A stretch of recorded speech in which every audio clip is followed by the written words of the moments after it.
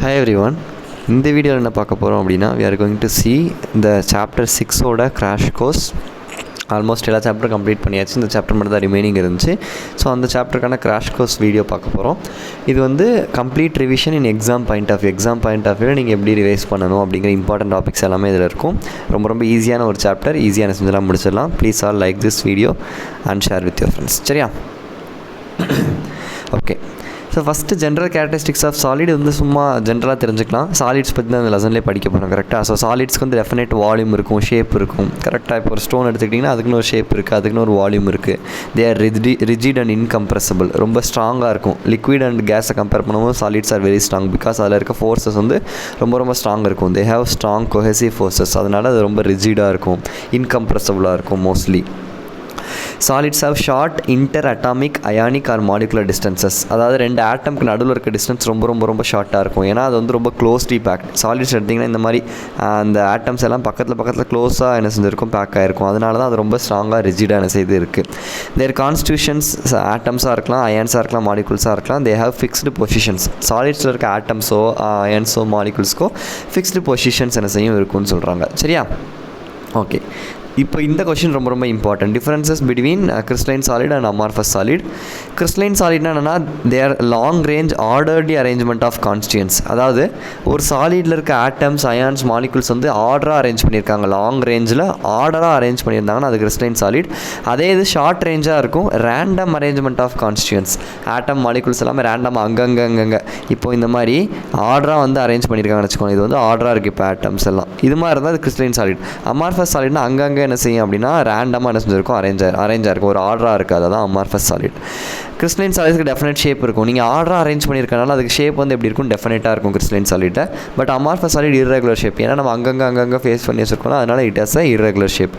Crystalline solids generally they are anisotropic in nature. Amorphous solid வந்து எப்படி இருக்குன்னா isotropic in nature. இதை பற்றி நம்ம அனைசோட்ரோபி ஐசோட்ரோபி நெக்ஸ்ட் டாபிக் பார்க்கும்போது நம்ம என்ன புரிஞ்சுக்கலாம். So crystalline solid anisotropic, amorphous solid வந்து ஐசோட்ரோபிக். சரியா? Crystalline solid they are true solids. Crystalline solid வந்து ட்ரூ சாலிட்ஸ். ஏன்னா அதில் ஆர்டர் அரேஞ்ச் ஆகிருக்கு, அது வந்து ட்ரூ சாலிட்ஸ்னு சொல்லுவோம். பட் அமார்ஃபஸ் சாலிட் வந்து they are considered as pseudo solids or super cooled லிக்விட்ஸ்னு சொல்லுவாங்க. அதாவது உண்மையான சாலிட் கிடையாது, ஆனால் சாலிட் மாதிரி ஒரு மெட்டீரியல். அதை தான் நம்ம என்ன சொல்லுவோம், அமார்ஃபஸ் சாலிட்னு சொல்லுவோம். அதுக்கு இன்னொரு பேர் சூப்பர் கூல்டு லிக்விட். இந்த கிளாஸ் எல்லாம் சொல்லுவாங்க சூப்பர் கூல்டு லிக்விட். அது லிக்விட் கிடையாது, சாலிடு, ஆனால் லிக்விட் மாதிரி இருக்கிற ஒரு சாலிடு. புரியுதா? அது லிக்விட் கிடையாது, ஆனால் லிக்விட் மாதிரி இருக்கிற ஒரு சாலிட். அதான் நம்ம சூப்பர் கூல்டு லிக்விட் அப்படின்னு என்ன செய்வாங்க சொல்லுவாங்க. அண்ட் இது உண்மையான சாலிட் இல்லை அப்படிங்கிறனால இதுக்கு பேர் சூடோ சாலிட்ஸ் அப்படின்னு இதுக்கு பேர். சரியா? கிறிஸ்டலைன் சாலிடுக்கு வந்து டெஃபினட் ஹீட் ஆஃப் ஃபியூஷன் இருக்கும். ஹீட் ஆஃப் ஃபியூஷன் நம்ம ஹீட் பண்ணி அந்த ஆட்டம்ஸ் எல்லாம் பிரிக்கிறது இல்லை, உடைக்கிறது தான் ஹீட் ஆஃப் ஃபியூஷன் சொல்லுவோம். ஸோ இது வந்து ஆர்டராக இருக்கிறனால நம்ம கொடுக்குற ஹீட் வந்து ஈவனாக என்ன செய்யும் அப்படின்னா சப்ளை ஆகும் அந்த சாலிட்குள்ளே. அதனால் டெஃபினட்டாக இதான் ஒரு வேல்யூ. இப்போ ஃபார் எக்ஸாம்பிள் 10 கிலோ ஜூல்னா 10 கிலோ ஜூல் தான், 100 கிலோ ஜூல்னா 100 கிலோ ஜூல்னு பர்ஃபெக்டாக ஒரு வேல்யூ இருக்கும். பட் அமார்ஃபஸ் சாலிட் வந்து ஹீட் ஆஃப் ஃபியூஷன் டெஃபினட்டாக என்ன செய்யாது இருக்காது, ஒரு பர்டிகுலர் வேல்யூன்னு அதுக்கு என்ன செய்யாது இருக்காது. அண்ட் கிறிஸ்டலைன் சாலிடுக்கு they have sharp melting points.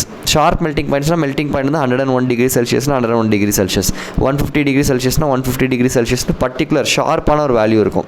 But amorphous சாலிடுக்கு they soften over a range of temperature and so can be moulded. Range of டெம்பரேச்சர்னா இப்போ கிறிஸ்டலைன் சாலிடுக்கு எப்படி 100 டிகிரி செல்சியஸ்னா 100 டிகிரி செல்சியஸ்னு எக்ஸாக்டாக ஒரு வேல்யூ இருக்கும். அமார்ஃபஸ் சாலிடுக்கு வந்து 50 to 75, 60 to 80 டிகிரி செல்சியஸ், இந்த மாதிரி ஒரு ரேஞ்ச் ஆஃப் வேல்யூக்குள்ளே இருக்கும். ஒரு பர்டிகுலர் வேல்யூன்னு இருக்காது. இந்த ரேஞ்சிலேருந்து இந்த ரேஞ்சுக்குள்ளே அப்படின்னு என்ன செய்யும், ஒரு வேல்யூ இருக்கும் அமார்ஃபஸ் சாலிடுக்கு. ஏன்னா அதில் ஆட்டம்ஸில் அங்கங்கே அரேஞ்ச் ஆகிருக்கனால அப்படி இருக்குது. தென் கிறிஸ்டலைன் சாலிடுக்கு எக்ஸாம்பிள் சோடியம் குளோரைட், டைமண்ட் எல்லாம். அமார்ஃபஸ் சாலிடுக்கு எக்ஸாம்பிள் ரப்பர், பிளாஸ்டிக், கிளாஸ், இதெல்லாம் அமார்ஃபஸ் சாலிட். சரியா? ஓகே. இப்போ நம்ம அதில் சொன்ன ஐசோட்ரோபி அனைசோட்ரோபினா என்னென்ட்டு. ஸோ ஐசோட்ரோபி அனைசோட்ரோபினா என்னென்னா, isotropy means uniformity in all direction. எல்லா டைரக்ஷன்லேயும் யூனிஃபார்மாக ஒரு வேல்யூ கிடச்சிச்சுன்னா அதான் isotropy. In solid state isotropy means having identical values of physical properties such as refractive index, electric conductance etcetera in all direction. நீங்கள் எந்த டைரக்ஷன்லேருந்து அந்த சாலிடில் நீங்கள் பார்த்தாலும் அதோட ஃபிசிக்கல் ப்ராப்பர்ட்டி என்னென்ன, ரிஃப்ராக்டிவ் இண்டெக்ஸாக இருக்கட்டும், எலக்ட்ரிக்கல் கண்டக்டன்ஸாக இருக்கட்டும், இதோட வேல்யூலாம் சேமாக இருக்கும். இப்போ ஒரு சாலிட் இருக்குன்னு வச்சுக்கோங்களேன், இதை நீங்கள் எந்த டைரக்ஷன்லேருந்து இதை நீங்கள் பார்த்தாலும் அதோட ஃபிசிக்கல் ப்ராப்பர்ட்டி வேல்யூ வந்து எப்படி இருக்கும், சேமாக இருக்கும். அது வந்து ஐசோட்ரோபி. அதே சாலிட்ஸில் வந்து அனைசோட்ரோபி அப்படின்னா என்னென்னா டிஃப்ரெண்ட் வேல்யூஸ் இருக்கும் ப்ராப்பர்ட்டி. இப்போ நீங்கள் இந்த டைரக்ஷனில் மெஷர் பண்ணும்போது ஒரு வேல்யூ இருக்கும், இந்த டைரக்ஷன் மெஷர் பண்ணும்போது ஒரு வேல்யூ இருக்கும், இந்த டைரக்ஷன் மெஷர் பண்ணும்போது ஒரு வேல்யூ இருக்கும். ஸோ அந்த மாதிரி வேல்யூஸ் வந்து டைரக்ஷன் ஆஃப் மெஷர்மெண்ட்டை பொறுத்து மாறிக்கிட்டே இருந்துச்சு அப்படின்னா அது வந்து நம்மளுக்கு என்னது அனைசோட்ரோபி. சரியா? Okay. Next characteristics of ionic solids. Ionic சாலிட்ஸ்னு அர்த்தம் இப்போ A+B- இந்த மாதிரி ரெண்டு அயான் நடுவில் ஒரு சாலிட் ஃபார்ம் ஆச்சுன்னா அது ionic solid. Best example sodium chloride Na+Cl-. So இந்த அயனிக் சாலிட்ஸ்க்கு என்னென்ன கேரக்டரிஸ்டிக்ஸ் இருக்கும் அப்படின்னா they have high melting point. Melting point வந்து எப்படி இருக்கும், ரொம்ப ஹையாக இருக்கும்னு சொல்கிறாங்க. They do not conduct electricity because the ions are fixed at the lattice position. இது என்ன செய்யாதுன்னா எல்லா அயானுமே அப்படி என்ன செஞ்சிருக்கும், ஃபிக்ஸ் ஆகி இருக்கும். எந்த அயானுமே வந்து என்ன மூவ் ஆகாமல் எல்லாம் ஃபிக்ஸாக என்ன செஞ்சிருக்கும் அப்படின்னா இருக்கிறனால it does not conduct electricity because the ions are fixed. எப்போ ஒரு சாலிடால் எப்போ ஒரு சப்ஸ்டன்ஸால் கண்டக்ட் பண்ண முடியும் எலக்ட்ரிசிட்டி அப்படின்னா அதில் இருக்க அயான்ஸ்லாம் ஃப்ரீயாக மூவ் ஆகிட்டு இருந்தால் தான். அயான்ஸோ இல்லை எலக்ட்ரான்ஸோ ஃப்ரீயாக மூவ் ஆனால் மட்டும்தான் அங்கே என்ன செய்ய முடியும், எலக்ட்ரிசிட்டி கண்டக்ட் பண்ண முடியும். பட் இங்கே அயனிக் சாலிட்ஸ் எல்லாமே ஃபிக்ஸ்டில் இருக்கிறனால, எதுவுமே மூவ் ஆகாமல் ஃபிக்ஸ் பண்ணி வச்சுருக்கறனால தே டு நாட் கண்டக்ட் எலக்ட்ரிசிட்டி. ஆனால் தே டூ கண்டக்ட் எலக்ட்ரிசிட்டி இந்த மோல்டன் ஸ்டேட். நார்மலாக இப்போ சோடியம் குளோரைடு எடுத்துட்டிங்கன்னா NaClன்னு இருக்கும்போது அது என்ன செய்யாது, எலக்ட்ரிசிட்டியை கண்டக்ட் பண்ணாது. ஏன்னா NaCl எல்லாம் ஃபிக்ஸ் பண்ணி வச்சுருப்போம். பட் அதை ஒரு சொல்யூஷனில் தூக்கி NaCl தூக்கி ஒரு சொல்யூஷன் சச்சஸ் வாட்டரில் போட்டிங்கன்னு வச்சுக்கோங்களேன், அது என்ன ஆகும், Na+ தனியாக Cl- தனியாக பிரிஞ்சிடும். அப்போ இதில் இருக்க Na+ அயான் தனியாக மூவ் ஆகும், Cl- அயான் தனியாக மூவ் ஆகும். அப்போ அயான்ஸ் மூவ் ஆகும்போது நம்மளுக்கு என்ன செய்யும், நம்மளுக்கு அங்கே கண்டக்டிவிட்டி இருக்கும். ஸோ நார்மலாக நம்மளுக்கு NaCl கண்டக்டிவிட்டி இருக்காது. பட் ஒரு சொல்யூஷனில் போடும்போது அது Na+ தனியாகவும் Cl- தனியாக ஃப்ரீயாக மூவ் ஆகிறனால ஸோ அப்போ நம்மளுக்கு என்ன கிடைக்கும் அப்படின்னா நம்மளுக்கு சொல்யூஷன் கிடைக்கும். So they do conduct electricity இந்த மோல்டன் ஸ்டேட். மோல்டன் ஸ்டேட்னா அது Na+Cl- உருகுன ஒரு ஸ்டேஜ் இருக்கும். இல்லைனா when dissolved in water because the ions are free to move in the molten state. ஃப்ரீயாக என்ன செய்ய முடியும், மூவ் ஆக முடியும். Then they are hard as only strong external force can change the relative position of ion. ரொம்ப ஹார்டாக இருக்கும். நீங்கள் வெளியே இருந்து ஒரு நல்ல ஃபோர்ஸ் கொடுத்தா மட்டும்தான் அதில் இருக்க அந்த ஆட்டம்ஸோட பொசிஷன்லாம் என்ன செய்ய முடியும், நீங்கள் மாற்ற முடியும். சாரி. சரி, நெக்ஸ்ட் கொஸ்டின் என்னென்னா define unit cell and coordination number. Unit செல்னா என்னென்னா basic repeating structural unit of a crystalline solid is called unit cell. அதாவது ஒரு பேசிக் ரிப்பீட்டிங் யூனிட். சரியா, இப்போ ஃபார் எக்ஸாம்பிள் ஒரு சுவர் கட்டர்னா என்ன செய்யணும், செங்கலை நீங்கள் திருப்பி மேலே அடிக்கி கொண்டு வந்தீங்கன்னா ஒரு சுவர் கிடச்சிரும். அதே மாதிரி யூனிட் செல்லுங்கிற ஒரு ஸ்ட்ரக்சரை வந்து நீங்கள் திருப்பி அடிக்கடி கொண்டு வந்தீங்கன்னா உங்களுக்கு ஒரு கிறிஸ்டலைன் சாலிட் கிடச்சிரும். அதான் basic repeating structural unit of a crystalline solid. ஒரு கிறிஸ்டலைன் சாலிடில் இருக்க ஒரு ரிப்பீட்டிங் யூனிட்டை தான் நம்ம என்ன சொல்கிறோம் அப்படின்னா யூனிட் செல்னு சொல்கிறோம். சரியா, அது மாதிரி கோஆர்டினேஷன் நம்பர்னானது the number of nearest neighbour that surround a particle in a crystal. ஒரு கிறிஸ்டலில் ஒரு பார்ட்டிக்கலை சுற்றி எத்தனை பார்ட்டிக்கல் இருக்குது. இப்போ ஃபார் எக்ஸாம்பிள் ஏங்கிறத சுற்றி எத்தனை பி இருக்குது. ஸோ அதை தான் நம்ம கோஆர்டினேஷன் நம்பர்னு சொல்லுவோம். இப்போ ஏ சுற்றி 2 பி இருந்தால் கோஆர்டினேஷன் நம்பர் 2, ஏ சுற்றி 4 பி இருந்தால் கோஆர்டினேஷன் நம்பர் 4. அது மாதிரி எத்தனை நியரஸ்ட் நெய்பர் வந்து ஒரு பார்ட்டிக்கலை சுற்றி இருக்காங்களோ கிறிஸ்டலில் அதை நம்ம கோஆர்டினேஷன் நம்பர்னு சொல்லுவோம். எப்படி நம்ம வந்து கோஆர்டினேஷன் கெமிஸ்ட்ரியில் ஒரு மெட்டல் ஆட்டமை சுற்றி எத்தனை லிகாண்ட் இருக்கோ அதை நம்ம கோஆர்டினேஷன் நம்பர்னு சொல்கிறோமோ, இங்கே கிறிஸ்டலில் ஒரு பார்ட்டிக்கலை சுற்றி எத்தனை பார்ட்டிக்கல் இருக்கோ அதை நம்ம கோஆர்டினேஷன் நம்பர்னு சொல்லுவோம். கிட்டத்தட்ட same concept. Primitive non primitive செல்னா என்ன, யூனிட் செல்னா என்ன? ப்ரிமிட்டிவ் யூனிட் செல்னா that contains only one type of lattice point. ஒரே ஒரு டைப் ஆஃப் லாட்டிஸ் பாயிண்ட் இருந்தால் அது ப்ரிமிட்டிவ் யூனிட் செல். அதே நான் ப்ரிமிட்டிவ் யூனிட் செல் அப்படின்னா அடிஷ்னல் லாட்டிஸ் பாயிண்ட்ஸ் இருக்கும். ஒரே ஒரு டைப் ஆஃப் லாட்டிஸ் பாயிண்ட் இல்லாமல் அடிஷ்னலாக ஏதாவது லாட்டிஸ் பாயிண்ட் இருக்கும். அந்த லாட்டிஸ் பாயிண்ட் வந்து ஃபேஸ் ஆஃப் த யூனிட் செல்லில் இருக்கலாம், ஆர் வித்தின் த யூனிட் செல்லில் இருக்கலாம், அது எங்கனாலும் இருக்கலாம். பட் அடிஷ்னல் யூனிட் செல் இது லாட்டிஸ் பாயிண்ட் வந்துட்டு அது நான் ப்ரிமிட்டிவ் யூனிட் செல். லாட்டிஸ் பாயிண்ட்னா என்ன? இப்போது நான் சொல்கிறேன், சாலிட்ஸில் ஆட்டம் இருக்குது, அயான்ஸ் இருக்குது, மாலிகுல்ஸ் இருக்குது. அந்த ஆட்டம்ஸ் அயான்ஸில் எங்கே இருக்கும், லாட்டிஸ் பாயிண்ட்டில் இருக்கும். இப்போ ஃபார் எக்ஸாம்பிள் இதான் ஒரு சாலிட்னா இப்போ நான் வந்து இங்கே 4 ஆட்டம் போடுறேன்னா இதுதான் என்னது லாட்டிஸ் பாயிண்ட். இது ஒரு லாட்டிஸ் பாயிண்ட், இது ஒரு லாட்டிஸ் பாயிண்ட், இது ஒரு லாட்டிஸ் பாயிண்ட், இது ஒரு லாட்டிஸ் பாயிண்ட். ஸோ அந்த ஆட்டம்ஸ்லாம் பொசிஷன் எங்கே இருக்கோ அந்த பொசிஷன் இருக்கிற அந்த இடத்த தான் நம்ம சொல்கிறோம் லாட்டிஸ் பாயிண்ட்னு சொல்கிறோம். இப்போ இந்த எக்ஸாம்பிள் நீங்கள் எடுத்துக்கோங்க, 1 மினிட். இப்போ இந்த எக்ஸாம்பிள் நீங்கள் எடுத்துக்கிட்டிங்கன்னா இந்த சாலிட் எடுத்துக்கோங்க. இப்போ நான் பாக்ஸ் போட்டிருக்கேன், இந்த சாலிட் எடுத்துக்கோங்க. இதில் லாட்டிஸ் பாயிண்ட்ங்கிறது எழுது இந்த கார்னர், இந்த கார்னர், இந்த கார்னர், எல்லாமே கார்னரில் மட்டும்தான் என்ன செய்யுது, லாட்டிஸ் பாயிண்ட் இருக்குது. அதே மாதிரி இந்த நான் ரவுண்ட் பண்ணியிருக்க எடுத்துக்கிட்டிங்கன்னா இதுலேயும் என்ன இருக்குது, 1 மினிட், இதுலேயும் நம்மளுக்கு என்னது கார்னர்ஸில் தான் என்ன செய்யுது, நம்மளுக்கு லாட்டிஸ் பாயிண்ட் இருக்குது. ஒன்லி ஒன் டைப், எல்லாமே கார்னரில் மட்டும் இருக்குது பாருங்கள். அதே மாதிரி இந்த க்யூப் எடுத்துக்கோங்க, இந்த க்யூப்பில் எடுத்திங்கன்னா லாட்டிஸ் பாயிண்ட் எங்கே இருக்குது, எல்லா கார்னர்லேயும் நம்மளுக்கு என்ன செய்யுது, இருக்குது. ஸோ இந்த மாதிரி கார்னர்ஸில் இல்லை ஏதோ ஒரே ஒரு டைப் இங்கே பார்த்திங்கன்னா இந்த சைடில் மட்டும் இருக்குது, இது ஒரே ஒரு டைப்பு தான். அதே மாதிரி கார்னர் எடுத்திங்கன்னா கார்னர் ஃபுல்லாக ஒரே டைப்பு. ஸோ அந்த மாதிரி ஒரே டைப் ஆஃப் லாட்டிஸ் பாயிண்ட் இருந்துச்சுன்னா அது ப்ரிமிட்டிவ் யூனிட் செல். நான் ப்ரிமிட்டிவ்னா இங்கே பாருங்கள் கார்னரில் இருக்குது, அது போக எக்ஸ்ட்ராவாக ஒரு சென்டரில் இருக்குது, இது அடிஷ்னல். அதே மாதிரி இங்கே ஃபுல்லாக கார்னர் இருக்குது. இப்போ இந்த டயக்ராம் வாங்க, இந்த டயக்ராமில் எல்லா கார்னர்லேயும் இருக்குது. எக்ஸ்ட்ரா சென்டரில் இருக்குது பாருங்கள், இது அடிஷ்னல். ஸோ இது போக கார்னர் போக அடிஷ்னலாக ஏதாவது உங்களுக்கு லாட்டிஸ் பாயிண்ட் இருந்துச்சு, பொசிஷன் ஆட்டமோட பொசிஷன் இருந்துச்சுன்னா that is known as what, non primitive unit cell. So primitive unit செல்லில் only one type of lattice point இருக்கும். பட் நான் ப்ரிமிட்டிவ் யூனிட் செல்லில் வந்து என்ன இருக்கும், நம்மளுக்கு அடிஷ்னலான லாட்டிஸ் பாயிண்ட் இருக்கும். எய்தர் அது சென்டரில் இருக்கலாம், வேறு எங்கேயாவது கூட என்ன செய்யலாம் இருக்கலாம். 1 minute. Okay. Then 7 types of primitive crystal systems என்னலாம், cubic, rhombohedral, hexagonal, tetragonal, orthorhombic, monoclinic, triclinic. So இதை நீங்கள் ஞாபகம் வச்சுக்கணும். ஃபஸ்ட்டு ரெண்டும் A = B = C, cubic, rhombohedral A = B = C, hexagonal, tetragonal A = B but not equal to C ரெண்டுமே. Then orthorhombic, monoclinic, triclinic எல்லாமே not equal to ஞாபகம் வச்சுக்கலாம் இப்படி. ஸோ ஃபஸ்ட்டு பேசிக்காக ஏபிசினானது இங்கே பாருங்கள், இது A. ஃபார் எக்ஸாம்பிள் இதை ஏன்னு வச்சுக்கிட்டிங்கன்னா இதை பின்னு வச்சுக்கோங்க, இதை சின்னு வச்சுக்கோங்க, ஏதோ ஒரு இது. ஸோ இந்த ஆக்சிஸ் அந்த இருக்குல்ல, அந்த லென்த் இருக்குல்ல, எட்ஜ் லென்த்துன்னு சொல்லுவாங்க, இதுதான் எட்ஜ் லென்த்துன்னு சொல்லுவோம். ஸோ இந்த எட்ஜ் லென்த்தை தான் நம்ம என்ன சொல்கிறோம், ஏபிசி அப்படின்னு நம்ம என்ன செய்கிறோம் சொல்கிறோம். சரியா? அது மாதிரி அந்த எட்ஜ் லென்த்துக்கு நடுவில் ஃபார்ம் ஆகிற ஆங்கிள் இந்த மாதிரி ஆங்கிள் ஃபார்ம் ஆகுதுல, இதுதான் ஆல்ஃபா பீட்டா காமான்னு சொல்லுவாங்க. 3 எட்ஜ் லென்த்து, அதுக்கு நடுவில் ஃபார்ம் ஆகிற angles alpha beta gamma. So கியூபிக்கில் எல்லா ஆங்கிளுமே ஈக்குவல் டு 90 இருக்கும். ரோம்போஹெட்ரலில் ஆல்ஃபா பீட்டா காமா 3மே ஈக்குவலாக இருக்கும், பட் 90 டிகிரிக்கு ஈக்குவலாக இருக்காது. அதனால தான் இங்கே ஸ்லாண்டிங்காக இருக்குது. இங்கே பாருங்கள், இது எல்லாமே 90 டிகிரியில் இருக்குது கியூபிக்கில். பட் இதில் எல்லா லென்த்துமே சேமாக தான் இருக்கும், பட் 90 டிகிரிக்கு ஈக்குவலாக இருக்காது ஆங்கிள். அதான் இங்கே விஷயம். ஹெக்ஸாகனலில் வந்து ஆல்ஃபாவும் பீட்டாவும் 90 டிகிரி. ஸோ 2 ஆங்கிள் 90 டிகிரியில் இருக்கும், ஒரு ஆங்கிள் 120 டிகிரியில் இருக்கும். சரியா? டெட்ராகனலில் எல்லாமே ஈக்குவல் டு 90, ஆர்த்தரோம்பிக்கில் எல்லாமே ஈக்குவல் டு 90, மோனோக்ளினிக்கில் 2 இது ஈக்குவல் டு 90, ஒரு இது not equal to 90. ஹெக்ஸாகனலில் 2 equal to 90, but 120 fix பண்ணிட்டோம். பட் மோனோக்ளினிக்கில் 2 ஈக்குவல் டு 90, பட் 1 வந்து என்னவாக இருக்கும், நம்மளுக்கு 91 இருக்கலாம், 92 இருக்கலாம், 90 இருக்காது. பட் இங்கே 120 நம்ம என்ன செய்யலாம், ஃபிக்ஸ் பண்ணலாம். அதான் டிஃப்ரென்ஸ் மோனோக்ளினிக்கும் ஹெக்ஸாகனலுக்கும். ட்ரைக்ளினிக் வந்து ஆல்ஃபா பீட்டா காமா எதுவுமே 90 டிகிரிக்கு ஈக்குவலாக இருக்காது. ஓகே, நெக்ஸ்ட் கொஸ்டின் வந்து number of atoms in SC, BCC, FCC unit cell. FCC தான் புக் பேக்கில் இருக்குது, அதான் மோஸ்ட்லி கேட்பாங்க. பட் இருந்தாலும் சம்டைம்ஸ் இதை கேட்டுடலாங்கிறனால நான் என்ன செஞ்சுருக்கேன், இந்த கொஸ்டினையும் சேர்த்து ஐ ஹவ் brought. சரியா? Let me choose some other colour. Okay, so எப்படி நம்பர் ஆஃப் ஆட்டம்ஸ் கண்டுபிடிக்கணும்? நம்பர் ஆஃப் ஆட்டம்ஸ்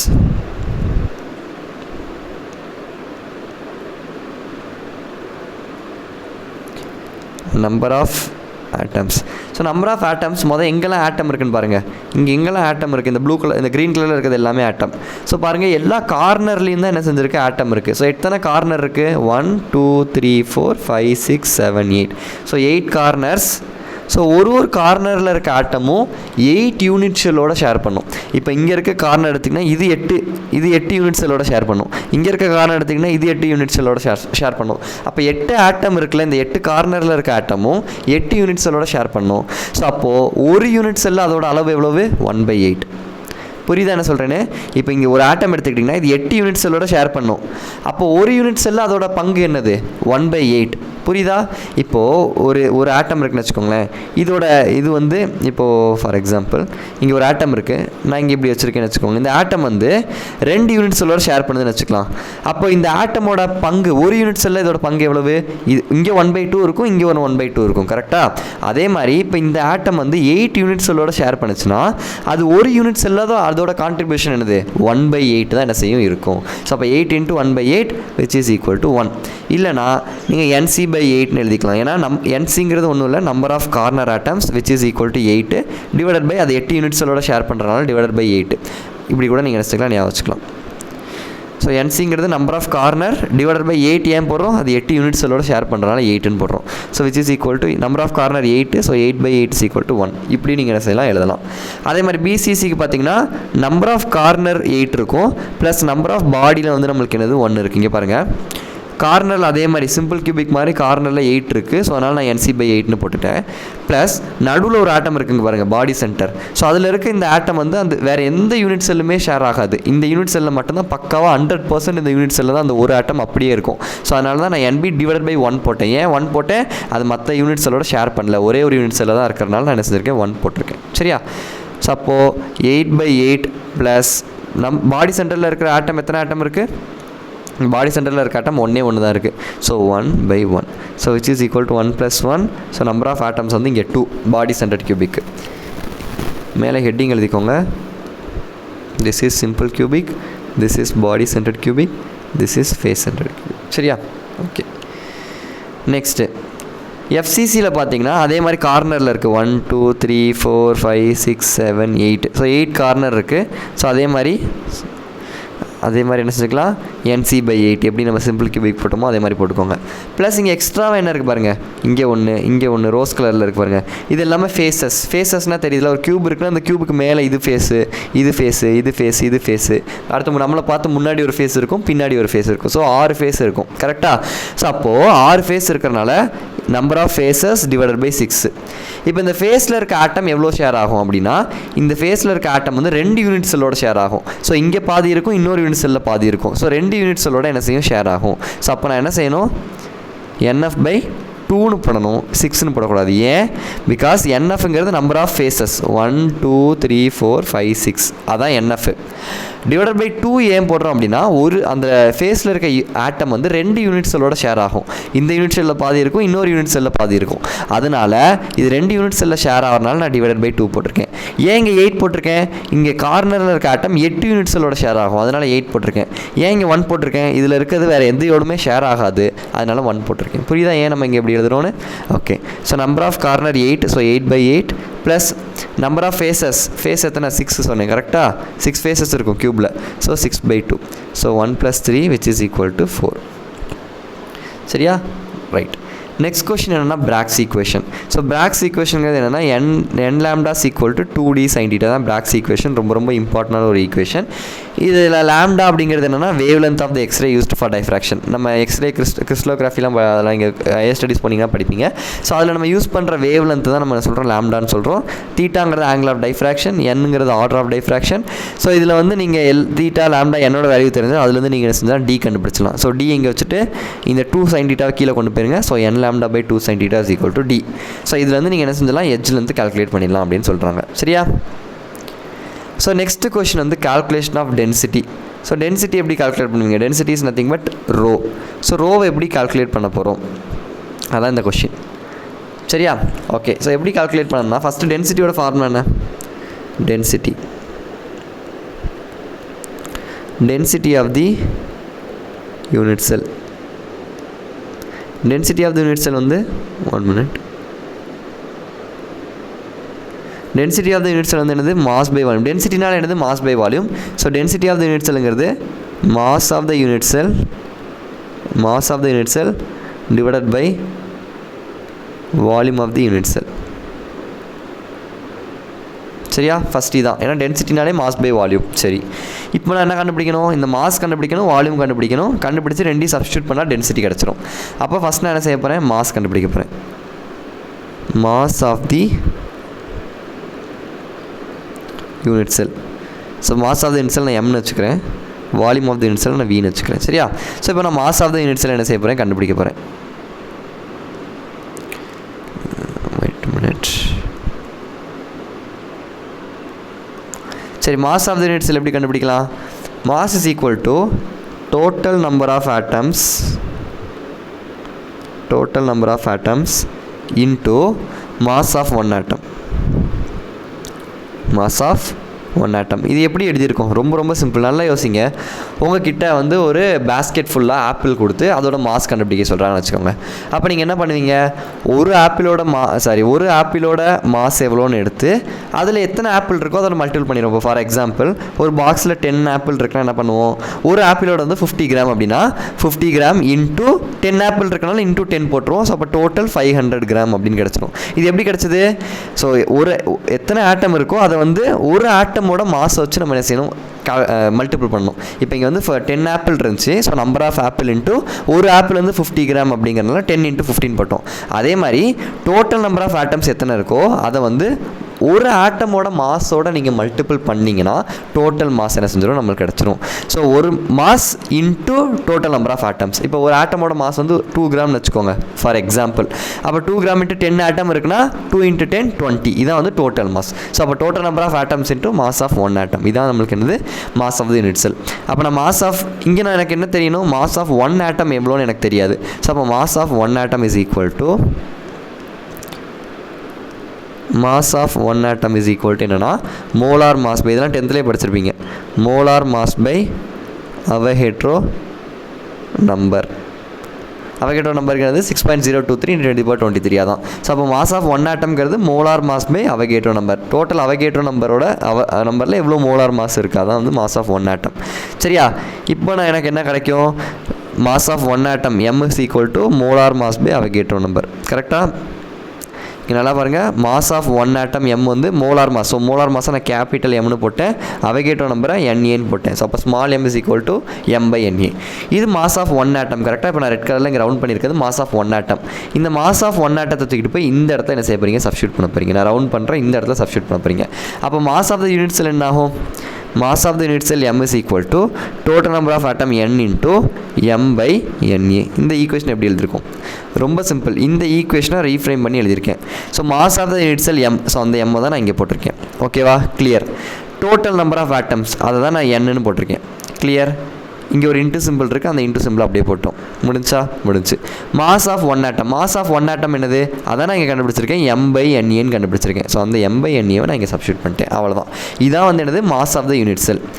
இப்போ மாஸ் கண்டுபிடிச்சாச்சு, நெக்ஸ்ட் என்ன கண்டுபிடிக்கணும், வால்யூம் கண்டுபிடிக்கணும். So volume of the unit cell கண்டுபிடிக்கணும், volume of the unit cell. So unit cell நம்ம வந்து ஒரு கியூப் மாதிரி என்ன செய்கிறோம், கன்சிடர் பண்ணுறோம். அதோட லென்த் எல்லாமே ஈக்குவலாக இருக்கும், எல்லாமே ஏ தான் என்ன செய்யும், லென்த்து பிரெத் எல்லாமே ஈக்குவலாக இருக்கும்.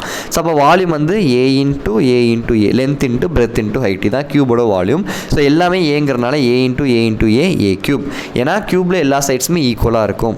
ஸோ அப்போ வால்யூமும் கண்டுபிடிச்சிட்டோம், a கியூப். நல்லா பாருங்கள், மாஸ் வந்து இங்கே கண்டுபிடிச்சிட்டோம், n × m/na, இது வந்து மாஸு. அது மாதிரி வால்யூம் என்ன கண்டுபிடிச்சிருக்கோம், a கியூப்னு கண்டுபிடிச்சிருக்கோம். இப்போ டென்சிட்டி ஃபார்முலானது, density is equal to mass by volume. இதுதான் டென்சிட்டி ஃபார்முலா. இங்கே இருக்கா, டென்சிட்டி ஃபார்முலா வந்து mass by volume. So mass இங்கே கண்டுபிடிச்சி வச்சுருக்கோம், வால்யூம் இங்கே கண்டுபிடிச்சி வச்சுருக்கோம், ரெண்டு டிவைட் பண்ணுங்கள், you will get the answer. So density is equal to, density of the unit cell is equal to density of the unit cell is equal to mass by volume. So mass வந்து nm/na divided by volume வந்து a cube. கரெக்டாக? mass வந்து என்னது, n × m/na, அதுதான் நான் nm/na எழுதிட்டேன். Volume என்னது, a cube. So a cube அப்படியே போட்டோம். ஒன்றும் இல்லை, ஜஸ்ட் இதை இது பண்ணுங்கள், ரீஅரேஞ்ச் பண்ணுங்கள், nm/a³ naன்னு வரும். அதாவது ஒன்றும் இல்லை, ரெசிப்ரோக்கல். ஸோ இது மேலே போகும்போது இப்படி இருக்குமா, nm/na இருக்கு மேலே. ஸோ இந்த a³ வந்து மேலே போகும்போது எப்படி போகும், 1/a³ போகும். ஸோ அதனால் nm/a³ na வந்துருச்சு, இந்த ஃபார்முலா வந்துருச்சு. சரியா? ஓகே. நெக்ஸ்ட் இப்போ பார்க்க போகிற ஒரு 3 கொஷின் ரொம்ப important question. Public exam point of வியூவில் கண்டிப்பாக ஒரு கொஷின் எக்ஸ்பெக்ட் பண்ணலாம். That is packing efficiency. Packing எஃபிஷியன்சினா என்னன்னு படிச்சுட்டு packing efficiency in simple cubic, body centred cubic, face centred cubic படிங்க. Because sometimes define packing efficiency 2 மார்க்கில் என்ன செஞ்சுருவாங்க, கேட்டுருவாங்க. சரியா? That is very important. ஓகேவா? ஃபைன். இப்போது பேக்கிங் எஃபிஷியன்சினா என்ன, sorry something is happen. Okay. So first packing எஃபிஷியன்சினா என்னென்னு செய்யலாம் பார்க்கலாம். Packing எஃபிஷியன்சினா the percentage of total volume occupied by the constitution spheres. அதாவது ஒரு யூனிட் செல்லில் டோட்டல் வால்யூம் அந்த ஸ்பியர்ஸ், இப்போ வந்து நான் ஒரு யூனிட் செல் எடுத்துக்கிறேன்னு வச்சுக்கோங்க, இதில் ஸ்பியர்ஸ் இருக்குது, ஸ்பியர்ஸ்னால் அர்த்தம் ஆட்டம்ஸ் இருக்குது. ஸோ அந்த ஸ்பியர்ஸ் வந்து எவ்வளோ வால்யூமாக ஆக்குப்பை பண்ணியிருக்கு, அதுதான் பேக்கிங் எஃபிஷியன்சி. ஸோ நம்ம ஸ்பியர் இருக்குல்ல, அது வந்து டோட்டல் வால்யூமை எவ்வளோ ஆக்குப்பை பண்ணியிருக்கு, percentage of total volume occupied by the constitution spheres. ஒரு யூனிட் செல் எடுத்திங்கன்னா அதில் இருக்க ஸ்பியர்ஸ் ஆட்டம் வந்து எவ்வளோ வால்யூமாக ஆக்குப்பை பண்ணியிருக்கு, அதுதான் பேக்கிங் எஃபிஷியன்சி. அப்போ ஃபார்முலா எப்படி எழுதலாம், packing efficiency or packing fraction is equal to total volume occupied by the spheres divided by volume of the unit cell. So total volume of the unit cell spheres வந்து எவ்வளோ occupy பண்ணியிருக்கோ அதுதான் packing எஃபிஷியன்சின்னு சொல்கிறோம். So பர்சன்டேஜில் வேணுங்கிறனால into 100 போட்டாச்சு. இப்போ simple கியூபிக்கில் நான் எப்படி இதை வந்து கால்குலேட் பண்ண போகிறேன். First you have to know the diagram. இந்த டயக்ராம் தெரியணும் சிம்பிள் கியூபிக்கு. சிம்பிள் கியூபிக்னா ஒன்லி கார்னரில் மட்டும் இருக்கனால எல்லா கார்னர்லையும் நம்ம என்ன செஞ்சுக்கணும், ஆட்டமாக வரைஞ்சிக்கணும். சரியா? ஃபஸ்ட்டு திங் இதுதான். அண்ட் இதுதான் எட்ஜ் லென்த். இப்போ நான் இங்கே ஹைலைட் பண்ணுற பாருங்க, இதுதான் எட்ஜ் லென்த், ஏன்னு சொல்லுவோம். இந்த எட்ஜ் லென்த்தில் 2 ரேடியஸ் இருக்குது. இது ஒரு ரேடியஸ், இது ஒரு ரேடியஸ். ஏன்னா ஒரு ஸ்பியருங்கிறது இப்படி இருக்கும், அதில் இது வந்து ரேடியஸ். கரெக்டாக? ஸோ அதனால தான் இது 6, இது ஒரு 6. இப்போ நான் என்ன ஃபஸ்ட்டு ஸ்டெப் என்ன எழுத போகிறேன்னா, from the diagram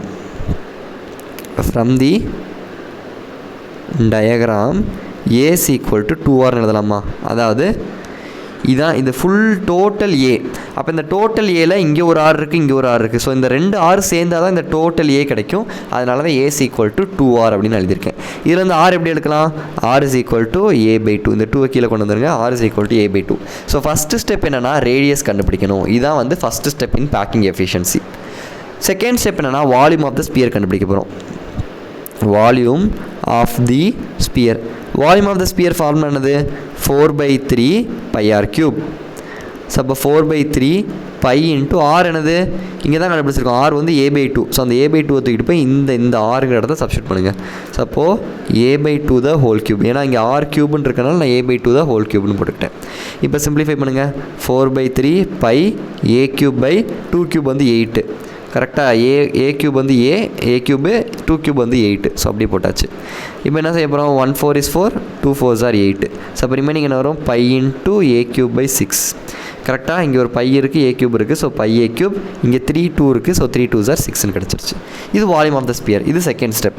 so first step வந்து ரேடியஸ் கண்டுபிடிக்கணும், ஆர் கண்டுபிடிக்கணும். Second step volume of the sphere கண்டுபிடிக்கணும். கண்டுபிடிச்சாச்சு. தேர்ட் ஸ்டெப் என்னென்னா நம்பர் ஆஃப் ஸ்பியர்ஸ் எத்தனை அப்படின்னு பார்க்கணும். இது சிம்பிள் கியூபிக். ஸோ சிம்பிள் கியூபிக்கில் நம்பர் ஆஃப் ஆட்டம்ஸ் என்ன? Number of spheres, number of atoms எல்லாமே ஒன்று தான். இப்போ தான் பார்த்தோம் சிம்பிள் கியூபிக்கில் நம்பர் ஆஃப் ஆட்டம்ஸ் என்ன?